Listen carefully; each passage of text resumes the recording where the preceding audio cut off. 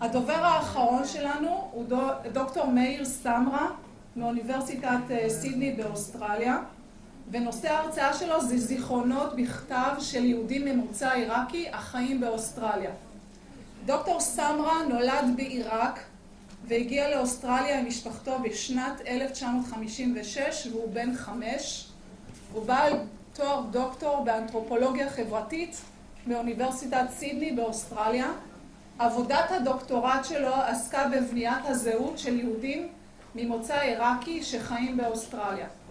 בשנים 89-90 הוא עשה פוסט דוקטורט באוניברסיטה העברית במסגרת תוכנית גולדה מאיר, וכיום הוא עובד כעורך דין המתמחה בחוקי ילדים, והוא עוסק בהתלהבות במחקר שעוסק במכנים משותפים בין השפות השמיות. ההרצאה תהיה באנגלית. אנחנו יודעים, הכנס הוא כנס בינלאומי, חלק מדברים בעברית, חלק באנגלית. לצערי הרב אין אנשים שמדברים פה בערבית. בבקשה, מאיר.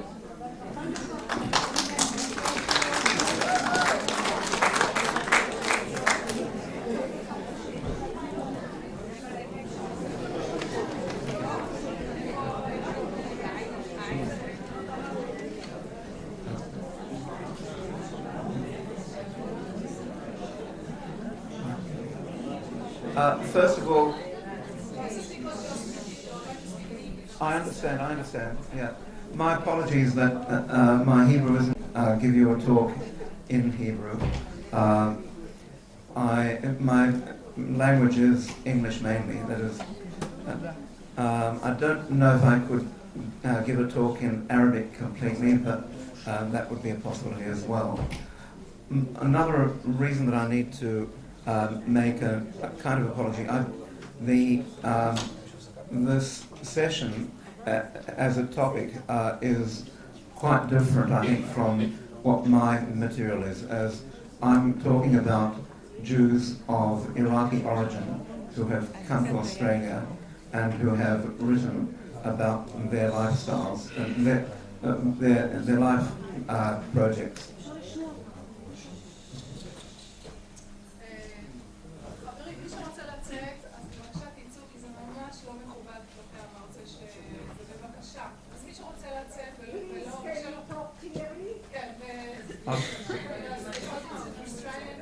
Okay.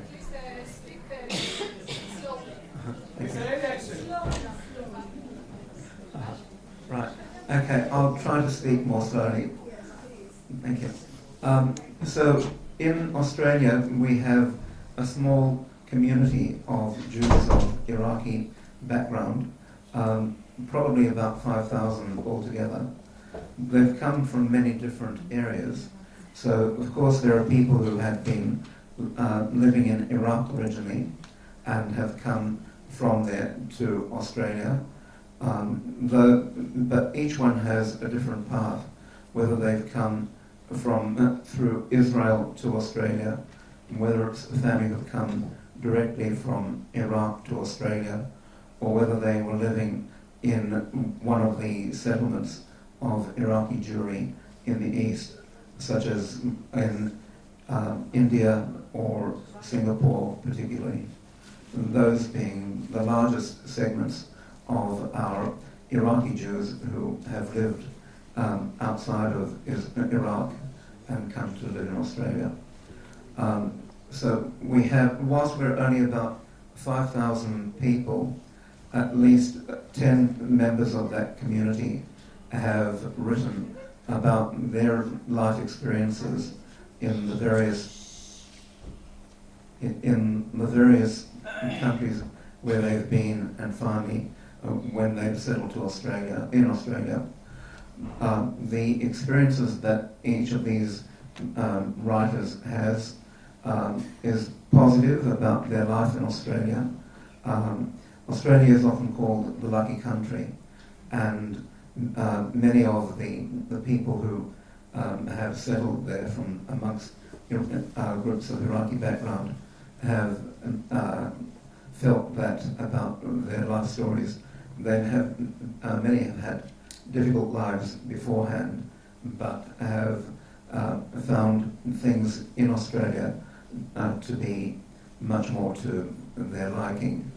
I think it's significant that out of a population of about 5,000, there's at least 10 people who have sought to put their stories in writing. I think it implies a high level of literacy and I guess a concern about passing on into the future what has happened to them, to let perhaps their children, grandchildren, and others as well know about what they've been through.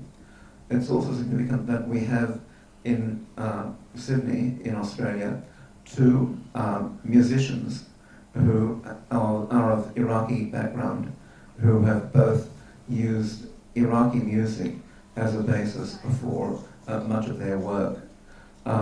Kim Cunyo, notwithstanding the name Cunyo, his family, his paternal grandfather was Turkish, but the rest of his family are of Iraqi background.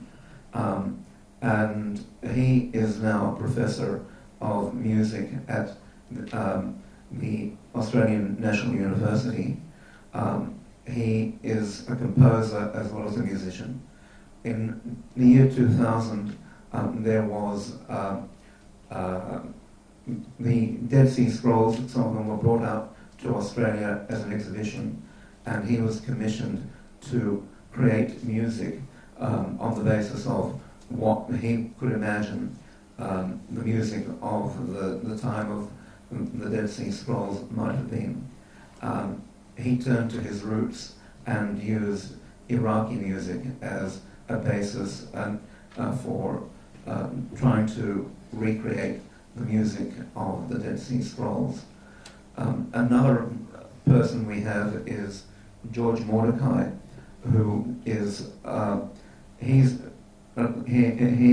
makes his living as Hazan in a non-Orthodox synagogue, but he also has a great love for the music of his ancestors, and he's recently put out a record called Safra, which tries to suggest the music of his parents and his ancestors, Iraqi Jews who his father was born in Burma, his mother was born in Singapore, and the movements of the families across the various countries to Australia. This is what he was trying to capture in his record Sapphire. So there's what you see here then is an interest, at least amongst these relatively young people, in their origins and trying to find a way to talk about that in their music. But with the people who have written books about their lives, as I've indicated, they are quite varied. We've had in Australia people who've come from Iraq, and they've had very different experiences. One person, Sabiha al-Jawari, she came to she missed out on the Farhud because she had received a scholarship from the Iraqi government to the American University in Beirut, and she graduated as a teacher. And she was there at the time of the Farhud, so she missed out on undergoing that. She describes the fact that she got a scholarship from the government as perhaps being remarkable, but then she wonders whether her name, which at the time had been a non-expressively Jewish name, would have been the reason that she was accepted to travel to and to be and to study in a university outside Iraq. When she came back to Iraq in the mid-1940s, she worked for several years as a teacher, but she then became very anxious about what was happening in Iraq after martial law was declared, and she accepted a proposal of marriage from someone she hardly knew who was living in Australia, because she felt that this was a way for her to get out of the country. She underwent then a proxy marriage with the Hacham Sason Khadori performing the marriage before her. So whilst she was in Baghdad and her husband, whom she hardly knew at the time, was living in Melbourne in Australia. And on that basis, she was able to find a way out of Iraq. The marriage lasted, so even though she hardly knew him, at least it was something that was successful. And well, it worked. She was able to leave the country on that basis. And when she did arrive in Australia, there were newspaper articles about her coming to Australia, and the fact that she was married without having, as it were, seen her husband. Yeah. Sorry? Proxy marriage, yeah. So this is her book, and she has photos of the newspaper articles that I mentioned about her experience. Another person who has made it to Australia, also born in Iran. So Sabiha Jawari's book is called Baghdad, I Remember. And I guess part of the reason that I'm doing this talk is to give you here in Israel a sense that there is also literature being produced in another country, which may also be of relevance, of interest to you as well. So Solomon Zalecha, or Salman Zalecha, he was born in Iraq in the, I guess around the time of the First World War. His father died when he was quite young. It's significant that he ended up taking on responsibility for his younger siblings, and I think that's part of what you see in terms of the social values that are presented. The significance of it, that he was helping to look after his mother and his siblings from an early age. They were living in Basra at the time of the Farhud, and whilst we usually just hear of the Farhud as in happening in Baghdad, in Basra also there was at least some attacks of the Jews at the same time, perhaps stimulated by their experience in Baghdad, the experience that we had in Baghdad. His family then moved on from Iraq into Iran and then on to India. And whereas most Jews in India lived either in Calcutta or Bombay, his family went on to a place that's usually called Uti, Waterfront, which was a hill station, a holiday place in southern India. The family became very big there. They had hotels, they had bakeries, they had alcohol making, and they had a close friendship with the governor of the state and with other dignitaries who would come to their home and also perhaps expect to be given alcohol to take away. But that life for them came to an end when the Madras state, as it was at the time, decided to go dry, which means that alcohol became illegal, and therefore their business dried up, and yeah, and then they were able to move on to Australia, where they were able to work again and make another living.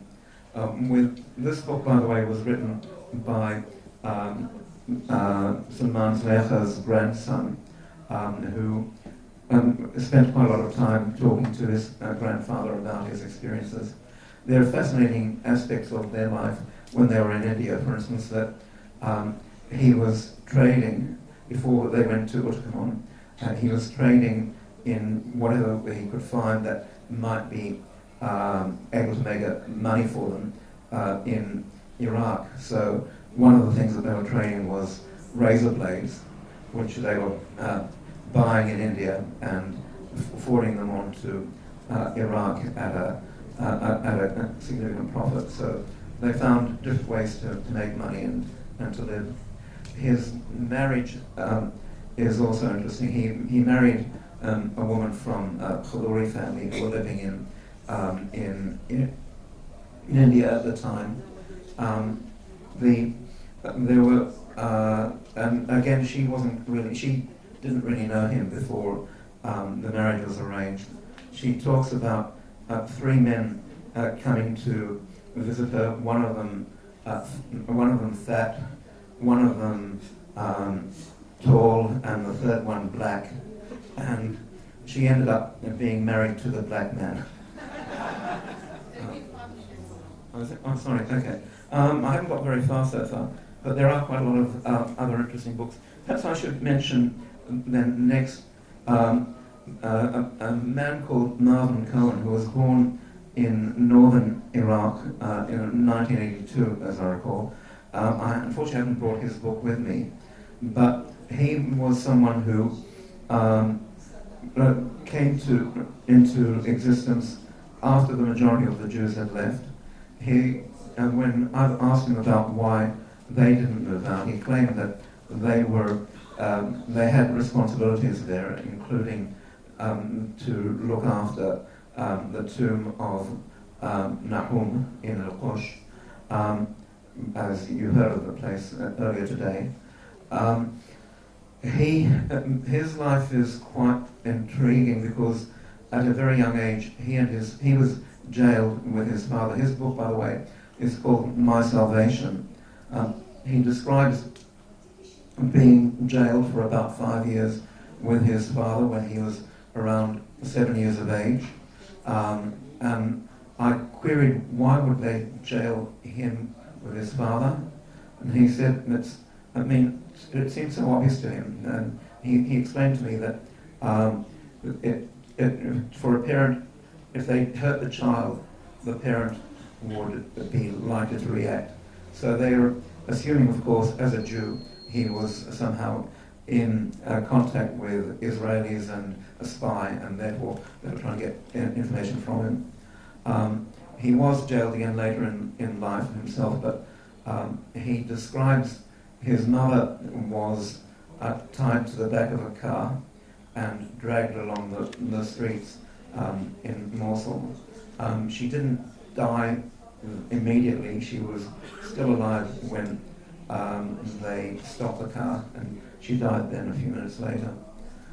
His father, they shot him with 30 bullets, and they brought the body to the home, and they wanted $1 dinar for each bullet. His older brother, he was working in a company with a Christian partner, and they tied up the Christian to his chair and made him watch whilst they gouged out the heart of the Jew. Too horrible. But what year? He left Iraq in the time the Saddam Hussein. He was able to get out. So I can't remember the exact year. When they killed his mother? They were. It's still at the time. Under Saddam? Under Saddam. Yeah, under Saddam. Marvin, M-A-R-V-I-N, Cohen, and the book is called My Salvation. my salvation. He was in jail with a Christian priest who arranged for him to escape. The adventures that he went through are quite remarkable. He was accepted as a refugee in Austria and Germany. He found, when he was in Germany, I think, that he bought a Magen David, and when other refugees saw that, they beat him up, and that got into the newspapers at the time. He decided to come to Australia, but he did so with subterfuge, pretending that he was going on a holiday. And when he was on the plane, he tore up all of his papers and pretended that he was in the wrong place, that he was trying to get to Canada, and he didn't want to be in Australia. He was lucky that rabbis had been in contact with his contacts in Europe, and when he arrived in Sydney, he was quickly taken away to Perth on their way to a detention centre further north. The rabbis were able to get hold of him in Perth, and he was released. There was, of course, significant curiosity and is it really possible that there is a Jew amongst these people who are claiming asylum from Iraq at that time? Of course, there were quite a few Christians coming out of Iraq, and there have been a lot of Muslims also, but a Jew seemed rather unlikely. So, 1 minute. Okay, I'll quickly, I suppose the most interesting of the books that have still got left is this one, my mother's spice cupboard. It's not a cookbook. It's actually a girl born in Australia whose parents had come from Bombay, whose grandparents had been from Iraq beforehand. And what you get in this book is 3 generations of cultural history. And you see the changes in as people move from talking Arabic to Hindustani to English.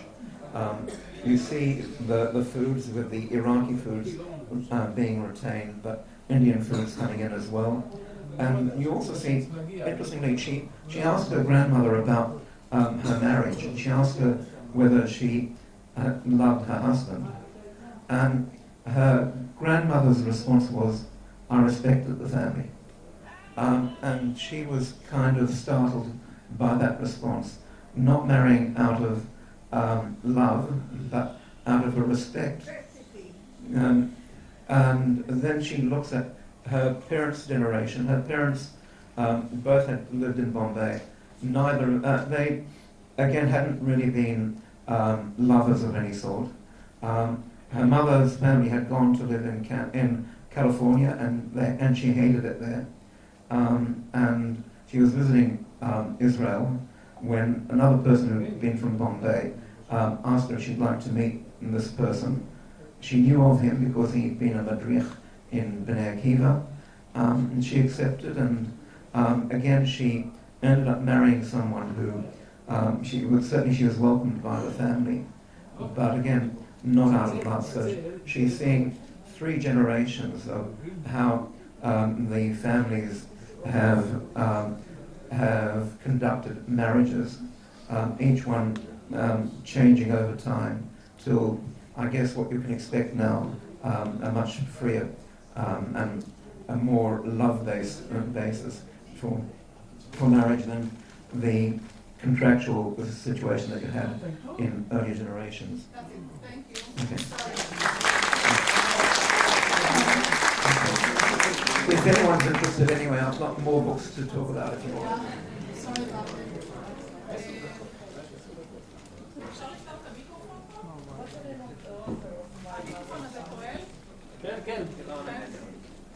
אוקיי, אז עכשיו נעבור לשלב השאלות. אין לנו הרבה כל כך זמן, אז בבקשה. אם יש למישהו שאלות לאחד בבקשה, פרופסור.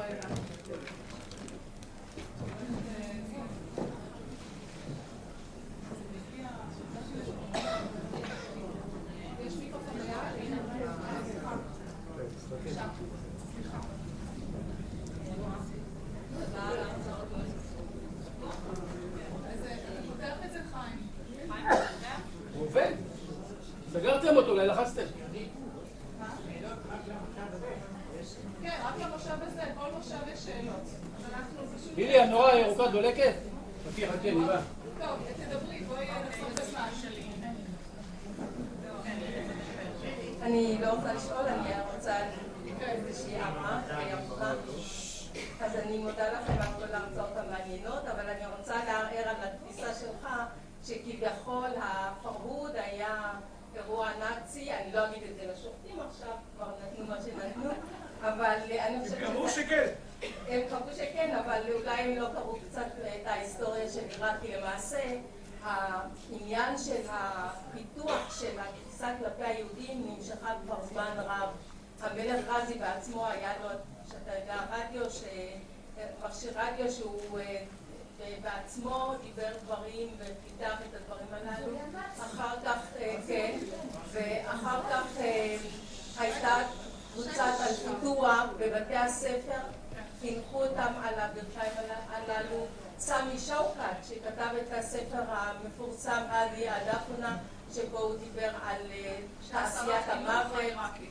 בטח שאני חושבת שלמעט, לא צריך למעט לחלקם של העיראקים. אני לא אומרת שהם היו הכל בכל, אבל לפחות אפשר לדבר על שיתוף פעולה מאוד פורה בין הצדדים הללו. כמובן, אתה יודע, תרגום של פרוטוקולים של זקני ציון וכל זה. אז הנאצים השפיעו כמובן, אבל גם יש משהו לעיראקים עצמם לומר. כל התהליך הזה, דקה אחת, כל התהליך הזה בעצם התחיל לאחר מותו של המלך פייסל, שנכנסו 3 אלמנטים. מצד אחד הנאצים, הלאומנים הערביים והפלסטינים. זה לא רק, זה 3 אלה במשך עשור, והשיא של זה 41 של הפרעות. אבל בתקופה של גזי זה עוד היה, גזי בסך הכל היה 3 שנים. אבל אנחנו דיברנו כבר מ-32 התהליך הזה מתחיל. רזי נהרג בתאונה, נהרג ב-39. כן, אני רק רוצה להגיד לך תודה על ההערה. אני אומר שכן היה אירוע עיראקי, בוודאי, אבל נאצי עיראקי. כמובן, אולי זה לא הובן. הרי מי שביצע את זה זה עיראקים, אבל מי שתרם, מי שהסית ומי שיש לו השלכות ואחריות משפטית אלה הנאצים, ועל כן כמובן העיראקים הם שרצחו, תשאלו את הניצולים, מי שרצח בפועל, רצח את הילדים, רצח את התינוקות, זה עיראקים, כמובן, לא גרמנים מגרמניה. אבל מערכת הייתה מוטיבציה, הייתה מערכת החינוך, ציינתי את השמות האלה, הם הקימו את הפוטוע, בבתי הספר לימדו על הלאומנות הערבית. זה נושא שחשוב מאוד ללמד אותו ובצורה מאוד מובנית. בבקשה. לגבי מערכת החינוך. לגבי מערכת החינוך. אני נפגשת עם חבר'ה שוויסטים שלא יודעים כהוא זה לגבי השואה, לגבי הקטע של הפרהוד. זה כל כך כאב, הקטע כאן, האם יש לכם צינורות כדי להגיע לאנשים במשרד החינוך שלצערי הרב בתי התיכון, זאת אומרת התיכוניסטים לא יודעים מה זה פרהוד? לא. אני דיברתי על זה וזה... שואה. את השואה, הם יודעים. אבל את השואה של ארצות ערב לא יודעים. יש הבדל כמובן, כל הסליחה שאני אומרת, בין מספרים של השואה. אז הייתה ועדת ביטון, ואנחנו גם כן דרשנו שזה ייכנס לתוכניות החינוך. הלימוד. כן, ואני מראיינת גם קשישים ושומעת את הצד שלהם, איך הם חוו את הפרהוד ואיך הם ניצלו. ומצד שני גם ראיינתי סטודנטים באוניברסיטת בר אילן, שהם אומרים שהייתי בתיכון, לא למדתי כלום. ואני כועס על זה, כאילו, זה מביא אותם לצערי, אם הם היום בגיל 30 מגלים מה שהם לא למדו במערכת החינוך. זה קצת מערער את האימון שלהם במוסדות, וזה חבל. כי אנחנו לא רוצים להביא עלינו חורבן בית שלישי. לכן, באמת, אני גם עושה פאנלים של ניצולי פרהוד, ומביאה את הקהל בקהילה, וגם מעודדת דור ההמשך שיגיע ויקשיב לסבים, סבתות שניצלו, מה הם ראו, מה לא למדתם, שישמעו את זה מעדות חיה.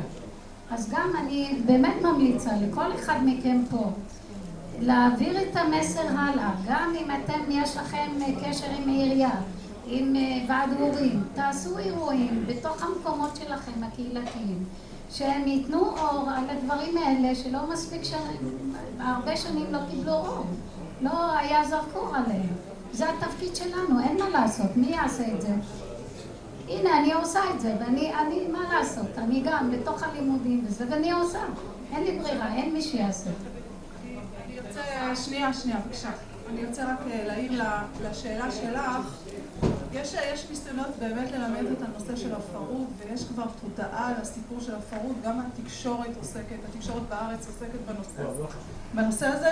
אני יכולה להגיד לך שבערבית, בתוכנית לבגרות, הנושא זה הפרהוד, שנה שעברה והשנה, אבל לצערי הרב זה רק ההתחלה, זה רק ניצנים.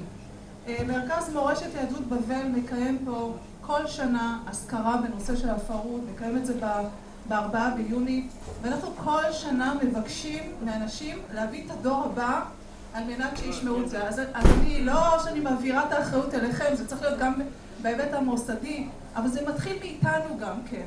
מאיתנו ללכת, לספר וזה, וכן, זה בבחירה מוסדית, אין ויכוח לגבי זה שצריך ללמד את זה. התחילו ללמד, יש ניצנים של הדבר הזה. אבל זה גם אנחנו צריכים לתרום לזה. כן. רגע, אני רוצה להוסיף. רגע, יש פה שאלה. שאלה או הערה? רגע, שנייה. שנה שעברה אני עשיתי ביום השואה, ערב יום השואה, הבאתי פאנל של ניצולים מהפרהוד, ובשכונת תקווה באו מחדרה, באו לתל אביב. והאנשים רוצים צמאים לשמוע, אז תעשו את זה כל אחד, בכפר סבא, בחדרה, תעשו. כן, אבל זה צריך להיות גם מבחינה מוסדית, לא צריך להסיר את האחריות. עוד שאלה נוספת, בבקשה. שנייה, יש פה בן אדם שרוצה לשאול שאלה, ואני אתן אחר כך לדויד. דויד רוצה להעיר, אני רוצה שאלות. אני גם רציתי להעיר שכל מה שנאמר פה בסדר, צריך להעביר את הסיפורים האלה הלאה וכו'. אבל לא צריך להביא באותן פרופורציות את הפרהוד ואת השואה. לחלוטין לא. זה דבר אחד. מה שאני רוצה להעיר, אסור לנו, אני כן, ההורים שלי הגיעו מעיראק, גדלתי במעברה, 10 שנים וכך הלאה. אסור לנו לפתח תפיסת עולם וגישה שנובעת מתחושת קיפוח, ולמה עלינו לא מספרים. צריך לעשות את זה בפרופורציות, בראייה שבעתיד אנחנו רוצים להיות חברה אחת, ולא כל אחד שישמור על הפינה שלו וילחם עליה. זה מה שרציתי להעיר. הערה במקום, דיוויד, בבקשה. אפשר להעיר משהו גם? רגע, דיוויד, ואחר כך האחרון, ואנחנו יוצאים להפסקה. רוצה להוסיף ציוני. לאט לאט התוכנית מתחיל להיכנס גם לאוניברסיטה. זה המקום האחרון הקשה. באוניברסיטת תל אביב, בבן גוריון, וגם בתל אביב, במשה דיין, יש תוכנית לתרבות של יהודי מדינות ערב. אבל אנחנו צריכים לזהר מזה, בגלל הם לפעמים לוקחים זה מהצד, כמו אמרנו, צד הפלסטינאים, מכניסים את זה בתוך התוכנית, אוקיי? וזה חשוב לדור השני, דור ההמשך, ללכת לאוניברסיטה ועושים מחקרים על יהודי עיראק, על יהודי מדינות ערב, וככה לאט לאט יהיה דור חדש, הוא מבין בזה וגאה בזה. אוקיי, מאיר סמרה מאוסטרליה רוצה לספר, סליחה בבקשה, מאיר סמרה מאוסטרליה רוצה לומר גם על הפעילות שהם עושים באוסטרליה בתוך הקהילה בנושא הפרהוד, בבקשה. למה הם לא באים לישראל? תשאלי אותם. כי אוסטרליה מדינה יפה. הייתי באוסטרליה לפני חצי שנה, תאמין לי. הם חיים בזה וחיים נהדרים, לפעמים טוב קצת לצאת מהלחץ שלנו. Okay. I was just telling Tsioni that we also commemorate the Farhud in Sydney every year. We did that the first time at the 70th anniversary. For the last 4 or 5 years we've had a commemoration around the 1st or 2nd of June. We had about over 200 people who turned up last year, but at the time we also showed the film Remember Baghdad, and so it was it created quite a bit of interest. We do that in the Safari Association of New South Wales, along with the New South Wales Board of Deputies, Jewish Board of Deputies. We do that jointly.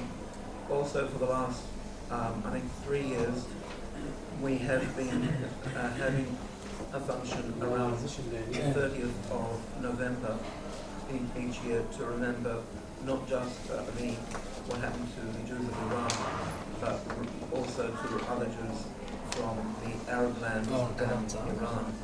And each year we choose one country to focus in